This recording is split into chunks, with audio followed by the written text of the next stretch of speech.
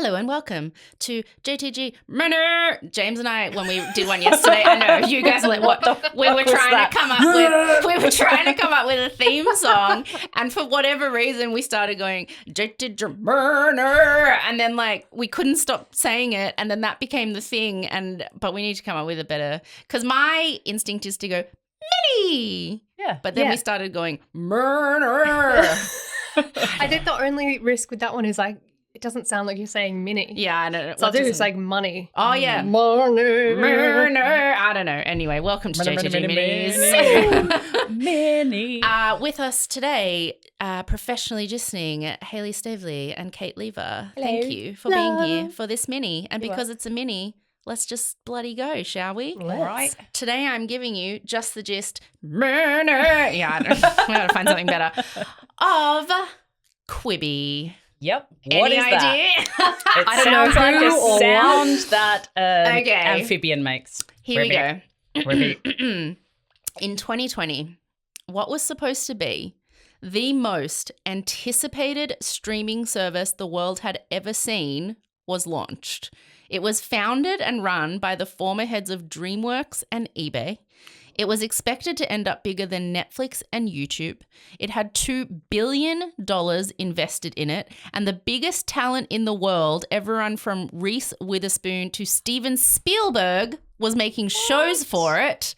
Yet 6 months after launching, Quibi shut down, becoming the second biggest ever startup failure in history, behind only Theranos of Elizabeth Holmes fame. Ooh. Today, I'm giving you just the gist of probably the most embarrassing failure of a streaming service, and it's one that you've never heard of. Yeah. Today is just the gist of Quibi. Quibi. It is Quibi, and it's meant to be stand for Quick Bites. Quibi, Quick Bites. Nice. The whole thing was the brainchild of Jeffrey Katzenberg, who is like a big Hollywood heavyweight. He created some of Disney's biggest animated films in the 90s, like The Lion King and Beauty and the Beast and Aladdin. Oh. And then he co-founded Dreamworks, so he did like Shrek. He's he's the business.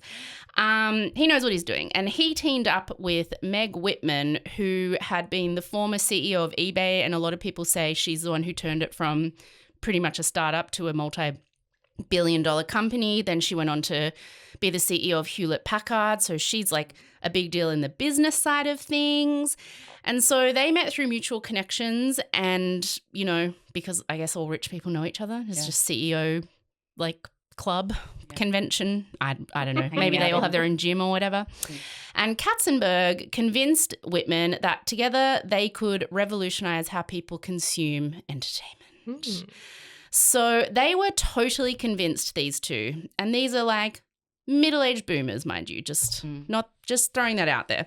Not that there's anything wrong with that, but just throwing that detail out context. there. They were absolutely convinced that they had cracked the code on what young people wanted to watch in like the late 20-teens. So they would go to these investor meetings when they're trying to pitch this new like streaming service, and they had all these charts and graphs about how Gen Z and younger millennials were like abandoning traditional TV and just spending all their time on their phones, those kids with a Z. And like they'd say things like, you know, we understand the mobile first generation better than anyone else, even themselves.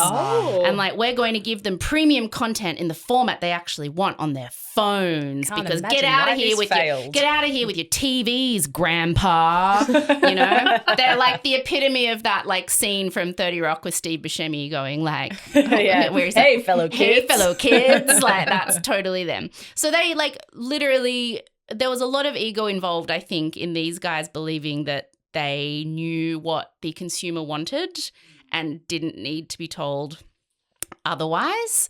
And in theory, it does make sense. Like by 2018, 2019, streaming services were huge. Like we went from a world that barely knew what Netflix was to like Game of Thrones literally being a international standstill moment. As the years went on, though, from there, yes, younger millennials and Gen Z, the kids, were spending a lot more time watching content on their phones and in shorter bursts, like stuff on Instagram or YouTube or TikTok. And TikTok was very new at the time. But the shorter content the kids were watching on those platforms was what Katzenberg and Whitman considered really shit. Like it was just ad hoc stuff. I don't get it, so it's bad. Yeah, that other kids were making. Like it wasn't, no one was like actively producing this content in studios or whatever. It was just like, they're just watching all this random stuff that other people film in their bedrooms or garages. And their thing was they're only watching that because there's nothing else for them to watch on their phones. They're like, the kids want to be on their phones all the time because they think TVs are lame, and kids have the attention span of like a snail. So the kids are watching clips that are like less than 10 minutes, but it's only because there's nothing better and like nothing highly produced and prestige and awesome for them to watch. Like they would obviously be watching premium content on their phones if it existed. Get Spielberg on the phone. They do. Like, so they kind of say, we need to make Netflix, but for the new generation, the kids who we definitely understand. Watch Netflix on your phone anyway. Yeah. Yeah. Sorry. I know. Like, all right, Katzenberg. Surprised it failed. Okay, so the concept of Quibi basically was spend billions, what ended up being billions of dollars, making highly produced TV content, but make it only for phones and make it 10 minutes or less in bite-sized pieces, hence the Quibi, quick bites. And the jewel in Quibi's crown, the thing that they said made them super special and that the kids were going to love, was that the Quibi app had turnstile technology, because Katzenberg and Whitman knew this was of utmost importance to the kids. Every show on Quibi could be watched in portrait or landscape. Oh my gosh, how did this fail? It's all I've ever wanted. That meant because they were making all the shows, every show they produced for Quibi had to be filmed twice in portrait and in landscape. But this is what the kids wanted. They knew. So I'm sure TikTok and YouTube were sitting back like, wow, like we don't spend money making any of our content because the users do, and we never pay to make any shows, and you guys are paying millions to make shows, and you're paying millions twice because you have to film it all twice. Go off, guys. So if you had talked to any of the kids at the time, they would have been like, what? But I don't think they did. And this was Jeffrey Katzenberg and like Dreamworks, Shrek, and Meg Whitman, eBay. And so they went to all these other investors who were all also older, rich people who have no idea. And Katzenberg and Whitman were telling them, we understand the kids with their fandangled phones and they want this. And so they ended up raising almost $2 billion. People and companies who invested, like Disney invested, NBC invested, Sony invested, all the major studios threw money at this thing. It's like an insane amount of money. And everyone just thought, this is it. This is unstoppable. This is going to be huge. None of them asked like their nieces and nephews or anything. Like, I don't hey, think do you so. guys want this? I don't think so. So when that almost $2 billion is raised, that means they can get A-listers. Like they essentially then their next plan is, we've got the turnstile technology. So we are now going to pay lots of super A-list celebrities to just make stuff. So they just start spending money having so much stuff made. Content specifically for phones, filmed twice. And so they get like Jennifer Lopez presents like a cooking show. Steven Spielberg gets involved in like movies that are in 10-minute chunks. Reese Witherspoon does stuff, like huge names. And like, I'll be honest, the content sounds unhinged. And they all sound like, the titles all sound like spoof satire shows from an episode of 30 Rock, but they also sound amazing and like I want to watch them, which is like why it's such a shame that this. Okay, so there was a show called Murder House Flip where they renovated houses where people had been murdered. Yes, that sounds. It sounds amazing. We always wanted to live in this neighborhood. It's a happy, cheerful place. I just wanted to buy a house close to the ocean. It was hard to find that. There's still the aura that there's something here. This is where the bodies were buried. Yeah. There was 7 bodies total. Oh, wow. This man killed his wife right here where my husband is sitting. It's almost impossible to believe what happened here. This is where all the murders took place. Correct. To afford to live by the beach, we had to buy a house where a guy chopped his wife up. Murder and makeover don't usually go together. But this isn't just about design. We need to give this space new life and energy. Are you trying to tell me that we'll find body parts? There's a distinct possibility, yeah. You take a shower where he dismembered her. The murder weapon has never been found. Come take a look at this. Wait, do you see anything? Typically, I would say ladies first, but you're not gonna leave me upstairs in this haunted house. They had another one where celebrities built elaborate doghouses called Barkitecture. Wow. Perfect. Who is it? Oh. Look at him. Look at him. I'm Julia Kenza, and I'm an interior designer. Oh, we just picking up the beauty. I'm Tyler Cameron, and I'm a contractor. Looks square, looks solid. We're good to go. Together, we make some bomb customized dog houses. What are you looking for in terms of like aesthetic? Well, I think it has to go with my home. Be as slick as him. Like a mini version of my house. This four-legged sidekick needs his own cool digs. We need something to represent his humble roots and his Hollywood lifestyle. We got a house to build for a whole lot of people. It has to really, be special. Teamwork makes the dream work, baby. We got this. You love it, buddy? Oh my God. Incredible. That's unbelievable. The dogs are gonna love it. My man. Who wants some rosé? There was that exists though on YouTube already. yeah, so I've watched a few of these shows ended up getting saved. Like some people Did paid the a Murder little Flip bit of one? money for Is them. that one Oh around? my God, that I don't know. Have that to look. explains it because I've watched all of the 5 And you've been minute like, where did episodes, and I was these like, come from? Who made these? Yeah, Why are they there here? are a lot of random shows out there that were made for Quibi that people are like, where did these come from? And at no point they ever thought these could just go on YouTube. Yeah, no, they didn't. So there was also this huge action movie that was meant to be a star vehicle for the star and also like a new revolutionary way of having an action movie on your phone in 10-minute chunks in portrait or landscape. It was called Most Dangerous Game and it was starring Liam Hemsworth. And like it was, I remember there was a huge publicity campaign for it at the time and it kind of died in the ass. And then, and this is my favorite one, there was a show called Dishmantled.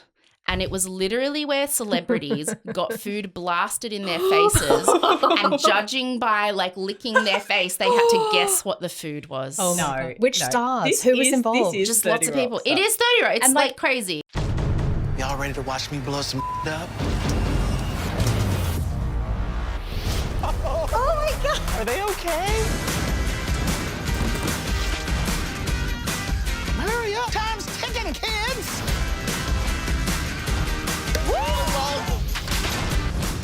What the hell is this? I taste the cheese off my shoe. You what? Let's get dish.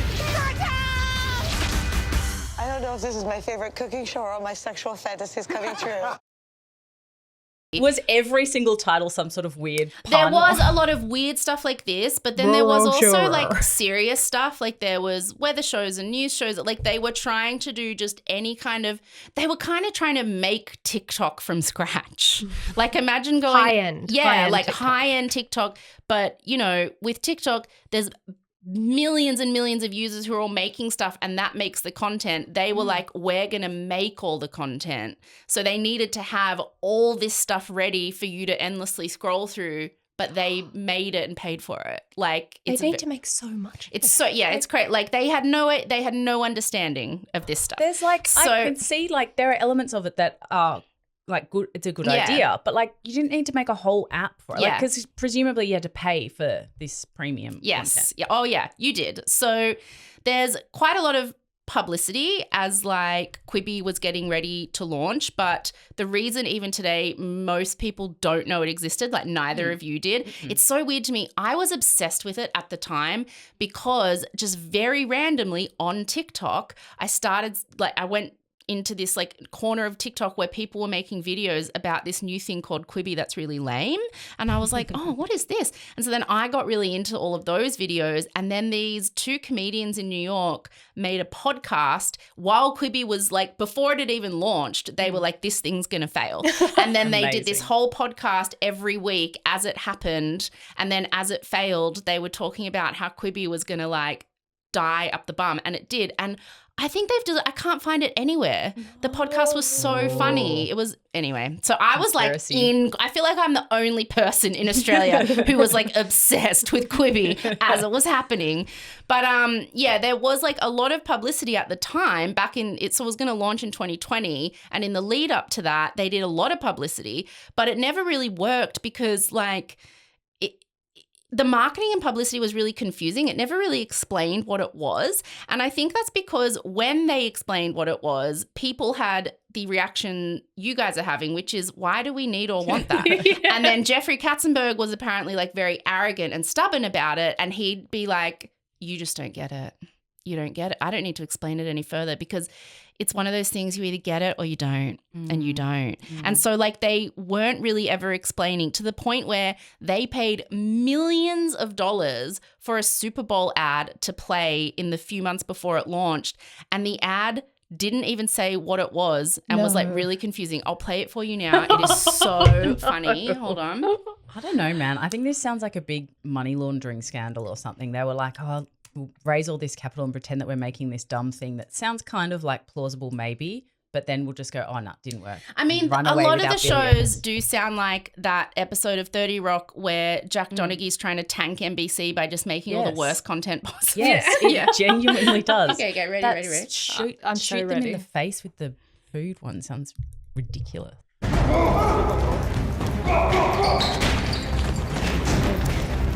Where's the car? Greg, where are you? I'll be there in a Quibi. A what? A Quibi. Less than 10 minutes.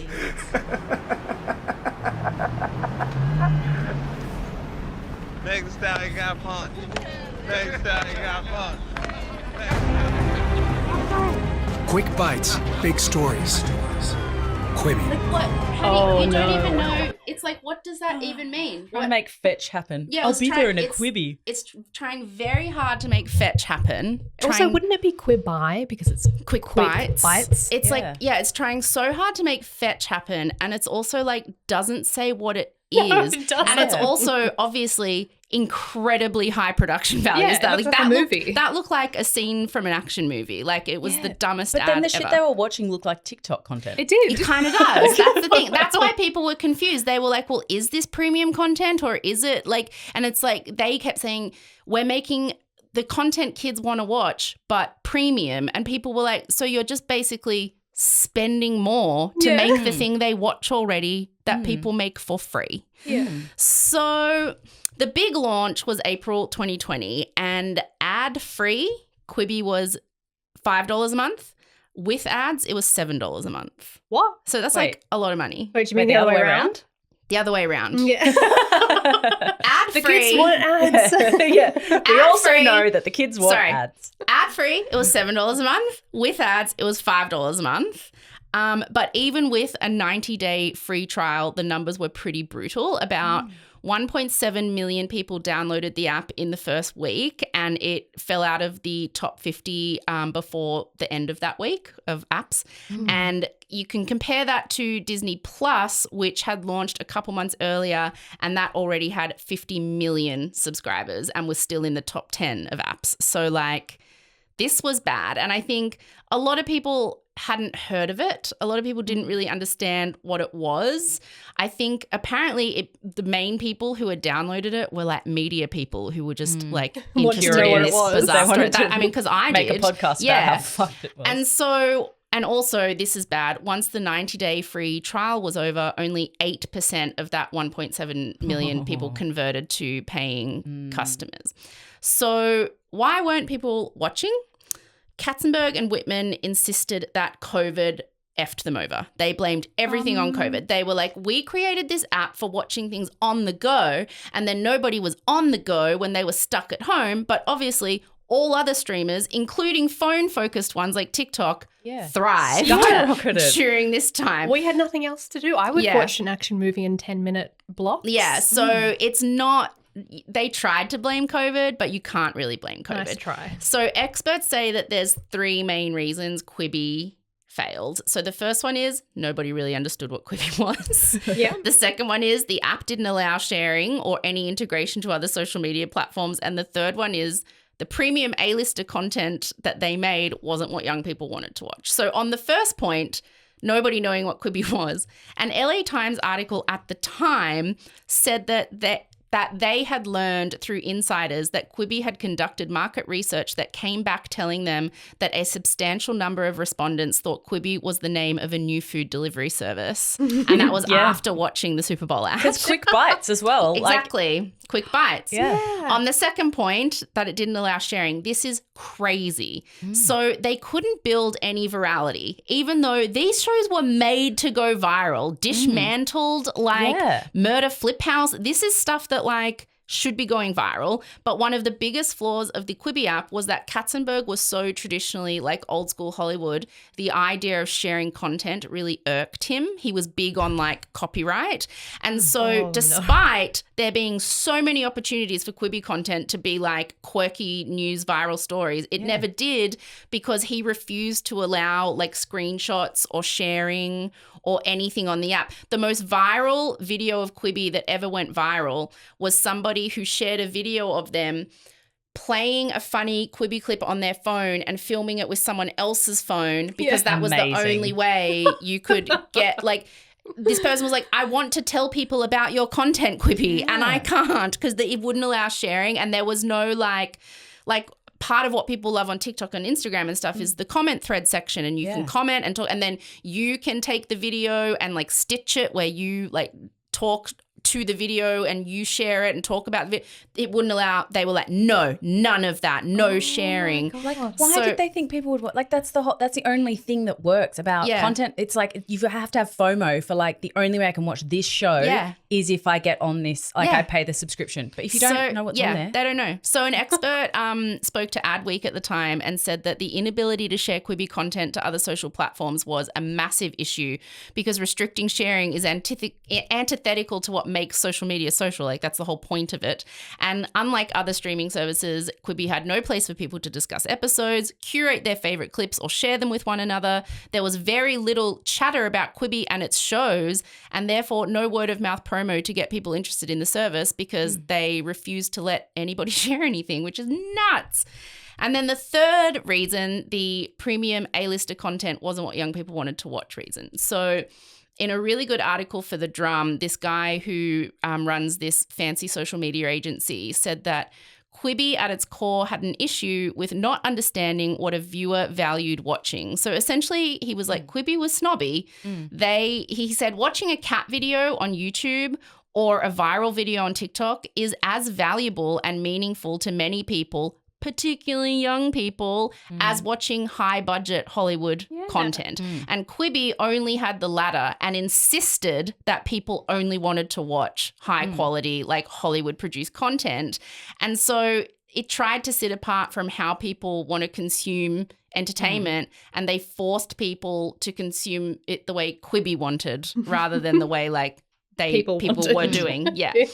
Another expert said the reason for this utter mess is that Quibi ignored their target customer. They didn't take the time to invest in and learn what 18 to 34-year-olds care about. That's why they went with traditional stars instead of digital stars. It's just, honestly, a mess. Talk to one 17-year-old, just one. That's why I've straight away gone conspiracy. This is money laundering or something. There's no way. How could they have got it this wrong? I mean, it's also odd that the idea that young people think it's lame to watch stuff on TVs or their laptops, people only watch things on phone. It's no, when watching premium content, people generally will watch it on their TV or their laptop still. Definitely. Like HD and people pay for, the more expensive. Yeah. The reason you're watching ad hoc TikTok content on TikTok is because it is that kind of shitty pulled together, whatever. It's not like highly produced, big budget Hollywood style stuff. Like we don't have the attention spans for that anymore. Yeah, like you watch it, you would watch that on your TV if you were going to. Yeah. So the whole thing was like just run by these 60-something executives. They knew that kids use the phones all the time, but they didn't really have any understanding of how. Yeah. And like, you'll like what we tell you to like. Yeah, and they kept comparing themselves to HBO and saying like Quibi's going to be like premium short form content, but like they were competing with TikTok and YouTube where people were getting better, more engaging content for free that may have been lower, less premium production values, but was what they actually wanted to be watching. Plus, that's part of the appeal. Yes. Like sometimes it's either the comic like element is that it's badly made, but also you want to feel like it's made by someone who's like you. Yeah, like just watching someone's like get ready with me video while they talk about some crazy story or just That's all the that kind whole of stuff. point. Like, I wish the cinematography was better. Yeah, like God, this TikTok video really would have hooked me in if it had higher production values. Exactly. So just a few months after launching in April 2020, it was clear that Quibi was in a lot of trouble. They started making desperate changes. So they added the ability to cast to televisions. They started immediately. Our USP is in the bin. That's it. They started allowing screenshots and like sharing of viral moments. They tried different pricing models, but it was like too little, too late. The fundamental concept was flawed from the very beginning. And the end came in just October 2020. So launched in April. Oh my God. And in October of 2020, just 6 months after launch, Katzenberg and Whitman announced they were shutting down and returning what money was left to investors.